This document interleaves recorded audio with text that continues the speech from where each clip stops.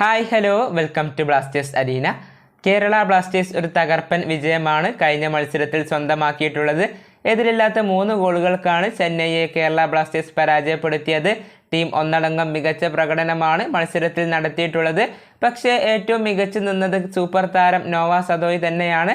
Man of the match നേടിയതും അദ്ദേഹമാണ്. Kerala Blasters അറിയിച്ച വിജയമാണ് സ്വന്തമാക്കിയത് എന്നുള്ള കാര്യം പരിശീലകനായ മിക്കാൽ സ്റ്റാറെ മത്സരശേഷം പറഞ്ഞിട്ടുണ്ട്. എന്നാൽ ഈ മത്സരത്തിലും വ്യക്തിഗത പിഴവുകൾ സംഭവിച്ചു എന്ന് അദ്ദേഹം ചൂണ്ടിക്കാണിച്ചിട്ടുണ്ട്. പക്ഷേ അത് മാറ്റി നിർത്തിയാൽ ഡിഫൻസ് മികച്ചതായിരുന്നു എന്നും സ്റ്റാറെ പറഞ്ഞിട്ടുണ്ട്. അദ്ദേഹം പറഞ്ഞത് നോക്കാം.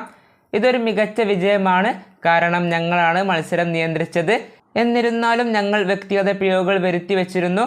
അതിൻ്റെ ഫലമായി കൊണ്ട് അവർക്ക് വലിയ അവസരങ്ങൾ ലഭിക്കുകയും ചെയ്തു. പക്ഷേ പൊതുവായി പറഞ്ഞാൽ ഞങ്ങൾ മികച്ച രൂപത്തിൽ ഡിഫൻസ് ചെയ്തു, ഒരുപാട് അവസരങ്ങൾ ഉണ്ടാക്കിയെടുക്കുകയും ചെയ്തു. അതുകൊണ്ട് തന്നെ ഞങ്ങൾക്ക് അറിയിച്ച വിജയമാണ് നേടിയിട്ടുള്ളത്. ഇതാണ് കേരള ബ്ലാസ്റ്റേഴ്സിൻ്റെ പരിശീലകൻ പറഞ്ഞിട്ടുള്ളത്. ഈ വിജയം ബ്ലാസ്റ്റേഴ്സിന് വലിയൊരു ആത്മവിശ്വാസം നൽകുന്നതാണ്. കാരണം തുടർച്ചയായ 3 മത്സരങ്ങളിൽ പരാജയപ്പെട്ടതിന് ശേഷമാണ് ബ്ലാസ്റ്റേഴ്സ് വിജയം സ്വന്തമാക്കിയിട്ടുള്ളത്.